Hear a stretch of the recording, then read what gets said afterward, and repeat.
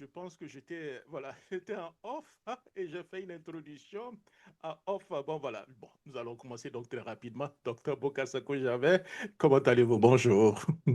Oui, bonjour, cher ami Jacques Roger. Je salue tous les Ivoiriens. Je suis fier d'être Ivoirien et je suis fier de ma patrie et de tous mes compatriotes. Voilà, alors, on ne peut pas dire mieux que le docteur Bogassako Germain. Alors, pour parler donc de la marche d'hier et puis donc perspective, nous recevons, comme je l'ai dit tout à l'heure en début d'émission, malheureusement, on n'a pas été suivi, le docteur Bogassako Germain, qui est donc le président de la FIDOP. Et il était donc à New York, il est, disons, à New York, dans le cadre de la manifestation de 11. Et nous allons, d'ici quelques petites minutes, avoir son point de vue et puis parler de bilan et de perspective. Alors, docteur Bogassako Gervais, quel bilan donc tirez-vous donc de la marche du 11 octobre à Abidjan? Participation, objectif atteint? Mais en tout cas, merci, merci de me recevoir pour en parler. Je voudrais d'abord exprimer à toutes les personnes qui ont été blessées, à toutes les personnes qui ont été molestées, traumatisées et à tous les arrêtés, toute ma compassion. Et puis leur dire que la Côte d'Ivoire est fière de ses fils, est fière de ses filles. Parce que, en termes de bilan, la première des choses à noter, c'est un satisfait total. À savoir que les Ivoiriens ont réussi à défier une autorité qui n'a plus d'autorité. Parce que c'est le peuple qui a l'autorité.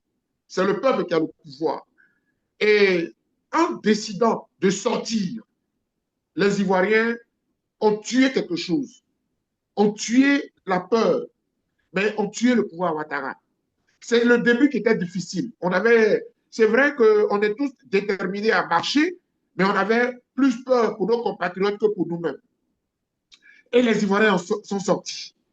Donc, en termes de bilan, c'est de saluer la population d'Abidjan, de Cocody, de Blocos, d'Anono, de Koumassi, de Yopougon, mais bon, Yopougon, c'est Yopougon, quoi, de Saint-Jean, et puis de saluer Dabou, mais de saluer Béjerville.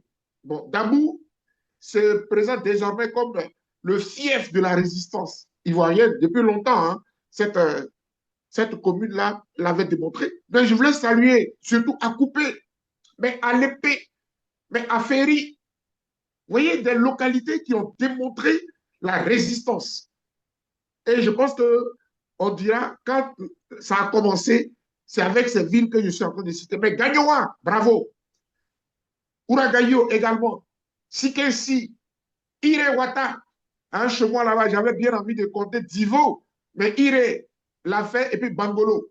Donc, je ne peux pas citer toutes les localités, vous m'excuserez, mais au fur et à mesure, nous rendrons hommage à tous nos compatriotes grâce à des chaînes de télé qui nous consultent tous les jours, comme Jacques Roger Chaud, avec qui nous avons cette émission Laboratoire de la Côte d'Ivoire. Tant que M. Ouattara sera là, cette émission perdurera, et même au-delà, parce qu'il va falloir décortiquer les faits et gestes d'un dictateur en chute libre, parce que Ouattara est en train de chuter. Le pouvoir d'Abidjan a fait son bilan. Vous voyez, au moment où nous, on salue le peuple qui est mobilisé, eux, ils saluent leur victoire en termes d'arrestation. Ils ont fait 237 arrestations. 237.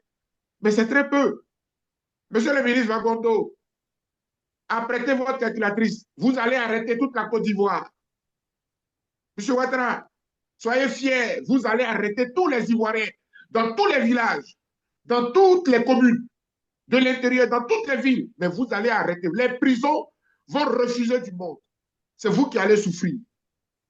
Et donc, je voudrais, dans ce bilan, dire que nous enregistrons donc ces 237 personnes qu'ils ont citées, mais des blessés.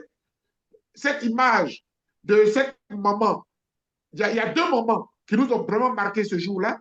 Il y a une qui est venue très bien habillée.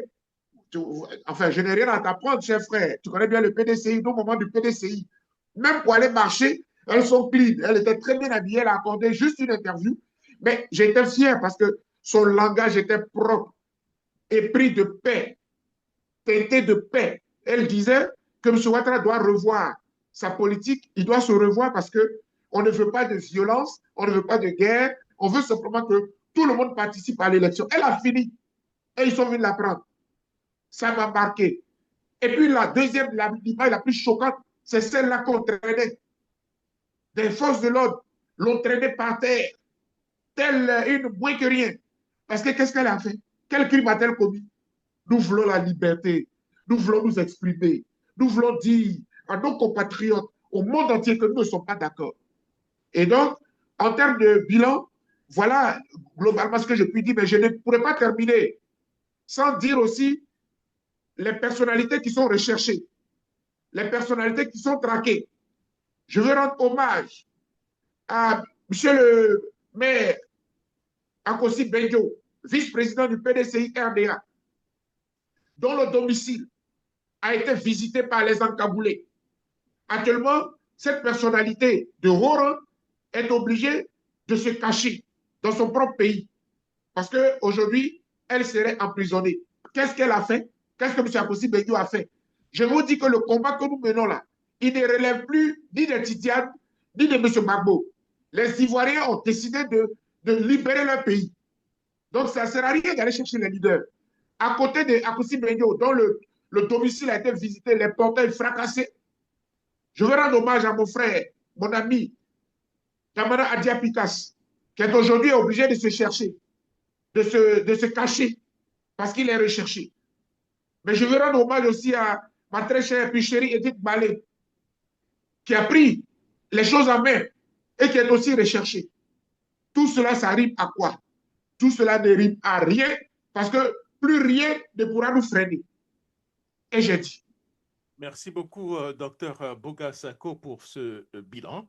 Alors, l'autre question que je vais vous poser est quel message cette mobilisation envoie-t-elle au régime et à la population à quelques jours, donc, disons, des élections, de l'élection? Le message est clair. Les populations que j'ai vues là, la façon dont le pouvoir n'a pas voulu autoriser. Parce que je vous disais tantôt, Jacques Roger, il faut te rappeler, on en avait parlé. Quand vous autorisez la marche, vous nous donnez l'occasion de. Quand vous autorisez la marche, vous nous donnez l'occasion de contrôler, d'être organisé, d'être bien méthodiquement. Malheureusement, le pouvoir d'Abidjan n'a pas voulu autoriser. Dès l'instant où vous n'autorisez pas, mais vous nous donnez le droit de manifester depuis nos quartiers, depuis nos maisons, un peu partout. Et c'est ce qui est en train de se passer. Et donc, le message qui est envoyé à M. Ouattara, c'est qu'il n'a plus de pouvoir. Alassane Ouattara a perdu le pouvoir. Il a perdu l'autorité. Il prend le Conseil national de sécurité, il dit qu'il a interdit. Les Ivoiriens disent on s'en fout. Parce que cette interdiction est en violation de la Constitution. Donc, c'est une interdiction qui n'en vaut pas la peine, qui n'en vaut rien du tout. Et donc, M. Ouattara a perdu de l'autorité. Et comme vous le connaissez, j'espère que Jacques Roger, tu te rappelles bien de cet homme qui n'aime pas la défiance, qui n'aime pas la contradiction, qui pense qu'il est la loi. M. Ouattara est la loi. Je suis la loi. Les Ivoiriens disent tu n'es rien. La loi, c'est le peuple. Parce que c'est au nom du peuple qu'on vote la loi. C'est le peuple qui vote la loi à travers ses représentants. C'est le peuple qui commande. Et le peuple dit, les leaders principaux doivent être sur la liste. Sinon, il n'y a pas d'élection. Cher ami, le message, il est clair. Il n'y aura pas d'élection. Et aussi longtemps que M. Ouattara ne comprendra pas pour venir à une table de discussion, nous manifesterons. Et la finale, c'est le 25 octobre. Oh non, je vais répéter pour que ce soit clair. Le 25 octobre, mais les forces de l'ordre, tant qu'elles-mêmes, elles ne comprennent pas le message de Madagascar, les forces de l'ordre, tant qu'elles ne suivent pas le message, l'attitude de leurs collègues de Madagascar, si elles pensent se dresser contre le peuple, M. Ouattara va passer. Hein? M. Ouattara, là, il est en train de passer. Parce que nous allons le faire passer. Si vous voulez, prenez ces messages-là, retenez très bien. M. Ouattara va passer. Et vous serez face au peuple qui a le pouvoir. Aujourd'hui, les gendarmes à Madagascar ont rédigé une lettre de demande de pardon en disant qu'elles se rangent du côté des militaires qui ont pris le pouvoir. On ne le souhaite pas en Côte d'Ivoire, mais tout dépend de M. Ouattara. Nous, on n'a pas d'armes, mais on sera dans la rue jusqu'à ce que M. Ouattara comprenne qu'une élection, c'est le peuple qui élit, c'est le peuple qui décide. Tant que les conditions ne sont pas réunies, cette élection-là, pour nous, elle est sans effet, elle n'est point considérée. C'est le peuple qui décide. Voilà en termes de message que le peuple envoie à M. Ouattara. Et à partir de aujourd'hui, c'est dimanche, après la manif de samedi, dimanche, mais le lundi, on va voir si les embouteillages, parce que les Ivoiriens seront dans la rue, nous allons perturber le fonctionnement normal de l'État. Nous allons perturber les embouteillages d'Abidjan, parce que nous allons manifester dans tous les quartiers jusqu'à ce que M. Ouattara comprenne. Ce qu'il a commencé là, on va lui servir ça. Très bien. Et j'ai dit. Merci beaucoup, docteur Bogassako Gervais. Vous êtes actuellement à New York. Alors, pourquoi avoir donc choisi l'ONU comme un lieu d'action et quel était donc le message clé? Je voudrais, en termes de bilan, pour ce qui est de la diaspora a manifesté un peu partout, donc je ferai seulement le bilan de là où j'étais moi-même. Je voudrais saluer les représentations du PPACI, mon cher docteur Krabé, soit salué. Je voudrais saluer les représentations du PDCI RDA, tous les doyens du PDCI, vous qui étiez là, vraiment, je voudrais vous saluer. Je voudrais saluer les amis de GPS, du projet Guillaume Soro, avec qui nous manifestons depuis. Mais je voudrais saluer le mouvement Trop c'est trop. Je suis fier. Hein, je voulais saluer Gina. Merci beaucoup à toi. Merci à ma sœur Leboué. Merci beaucoup, Martha, pour tout ce que tu fais. Les Ivoiriens étaient debout. J'ai cité quelques responsables, que les autres m'en excusent. On était tous devant l'ONU et le message est passé. Parce qu'on ne pouvait pas rester en marge de ce qui se passe à Abidjan. Nos frères sont dans le feu face au gaz de lacrymogène, face aux tirs. Parfois, mais il y a eu des blessés pour l'instant. On n'a pas encore la confirmation que c'était des balles réelles, etc. Mais le mouvement ne fait que monter en crescendo. Et donc, pendant qu'Abidjan manifestait, la diaspora s'est mise en branle. Même si je ne peux pas faire le tour du monde, mais je peux saluer les frères de la France, je peux saluer les frères de l'Angleterre, je peux saluer l'Italie qui était vraiment debout. Je veux saluer aussi les frères du Canada qui ont fait une motion aussi. Et puis, saluer vraiment toute la diaspora. Nous sommes de cœur avec Abidjan et ce combat, nous allons le mettre au prix de nos vies parce que c'est notre pays qui est en jeu. Une élection présidentielle, elle est déterminante pour l'avenir de la nation. Les jeunes, les parents, tout le monde. M. Ouattara a fait 15 ans. Malgré nous, on ne peut pas lui donner 5 ans. C'est terminé. Et ça, nous allons nous battre jusqu'au bout. Et je dis. Merci beaucoup, docteur Bogassako. Est-ce que vous avez obtenu des signaux d'écoute ou de relais donc de la part des acteurs internationaux présents?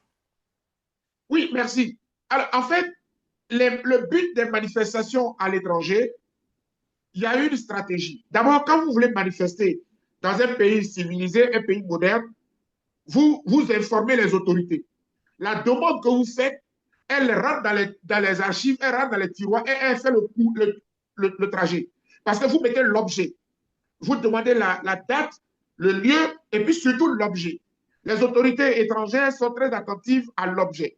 Dans l'objet, ça attire leur attention. Nous marchons contre un dictateur.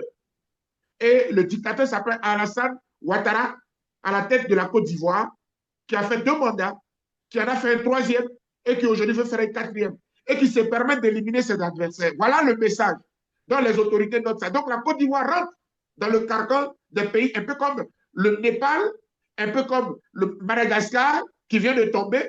Et puis donc la Côte d'Ivoire reste sur la sellette. Cette élection, la communauté internationale était déjà allée. L'ONU est allée là-bas plus d'une fois. Le comité des droits de l'homme de l'ONU a été là-bas en mission. Donc ils savent très bien. IRI est allé là-bas, International Republican Institute. Ils sont donc la communauté internationale, l'Union européenne, tout le monde est saisi. Et donc, ce que nous faisons, ils sont déjà informés. Mais c'est surtout pour voir la fréquence, pour voir la résistance, pour voir j'allais dire, la résilience aussi. Est-ce que nous sommes constants? C'est ce qu'on a fait. Et si tu me permets, après New York, mais le samedi prochain, nous sommes à Washington, D.C., devant la Maison Blanche. Et c'est là vraiment où nous allons mettre le paquet. Et donc, tous les Ivoiriens, où qu'ils se trouvent sur l'Amérique, aux États-Unis, sont invités à converger le samedi 18, de 14h à 18h, nous sommes devant la Maison-Blanche. Et ça tombe bien, parce que ce samedi-là, il paraîtrait que aux États-Unis, il y a ce que les gens appellent no kill contre Donald Trump. C'est-à-dire que les Américains ne veulent pas que Donald Trump se mue en un roi. Ils ont élu un président, ils n'ont pas élu un roi. Aux États-Unis, il n'y a pas de royaume. Et parce qu'ils le critiquent parce que dans certains de ses agissements, ils ont tendance à voir plutôt un roi.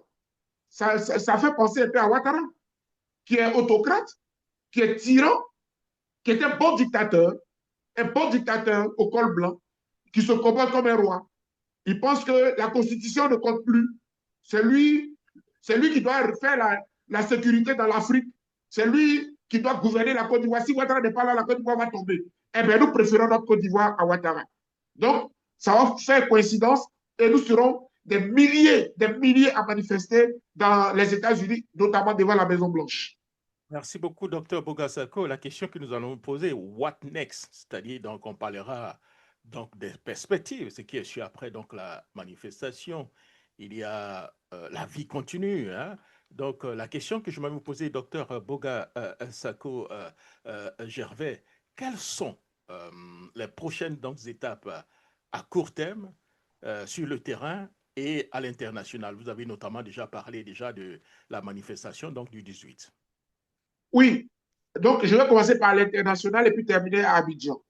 Au niveau international, donc ce 18-là, nous n'allons pas faire qu'un rassemblement simple. C'est pour ça que pour donner de la solennité, on a voulu, et j'espère que toi-même, tu seras là, tu seras témoin, on a voulu venir en costume et en cravate parce que nous allons lire une motion adressée à toutes les grandes puissances du monde entier, dont celle des États-Unis. Parce que Donald Trump, là, que vous le vouliez ou pas, c'est lui qui est en train de mettre fin au conflit israélo-palestinien.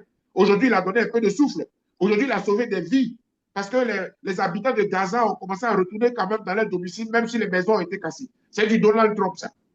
Voilà. Et donc, on va lui adresser une motion, comme on adressera aussi une motion au président Poutine, etc. Donc, on va lire la motion et nous allons la déposer. En tout cas, au plan international, voilà notre agenda pour ce qui est des États-Unis.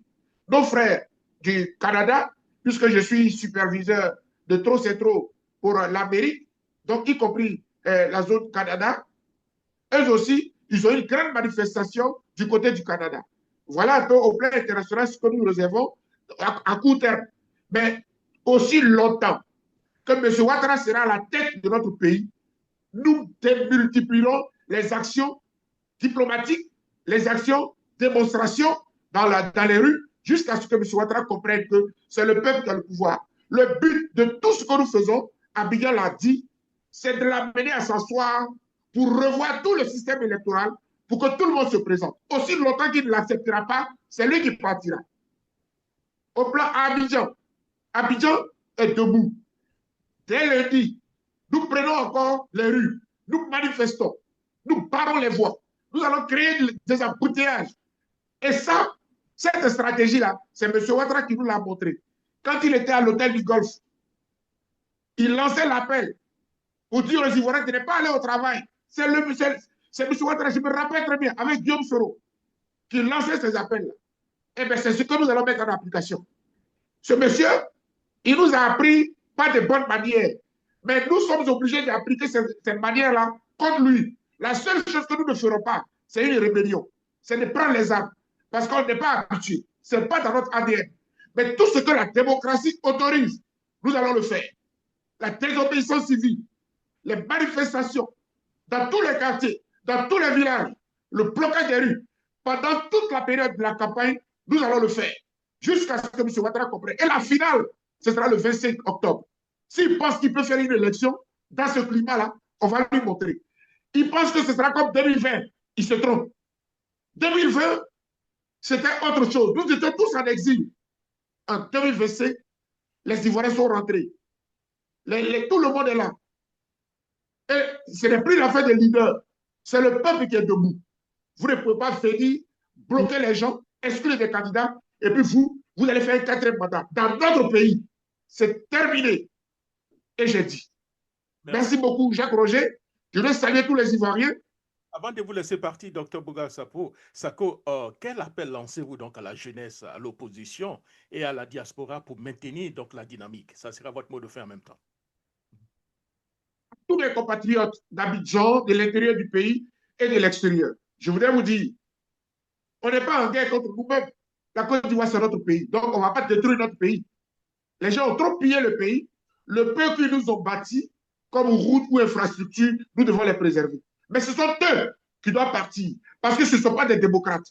Parce que ce sont des dictateurs. On ne peut pas être dans un pays où on a des lois, ils ne les respectent pas. Et puis ils s'en foutent. Ils donnent eux-mêmes, ils disent interdiction de manifester. Ils manifestent à Congo. Eh bien, nous manifesterons parce que nous ne sommes pas d'accord. Cette élection, elle ne doit pas avoir lieu. On le lui a dit. Comme il n'a pas voulu nous écouter, il nous a défiés. Eh bien, nous allons manifester pour lui dire que c'est le peuple qui a toujours raison. Aucun policier, aucun militaire, aucun gendarme ne pourra tirer sur les Ivoiriens. Parce que M. Ouattara, là, il va passer.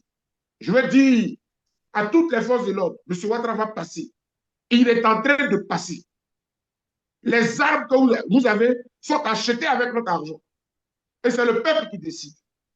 À tous mes compatriotes de la diaspora, c'est vrai que c'est des sacrifices qui s'imposent à nous. C'est vrai, quand on vient à l'aventure, c'est pour chercher à gagner sa vie. Mais tant que ton pays est pris en otage, tes parents sont pris en otage, tu ne peux pas être libre.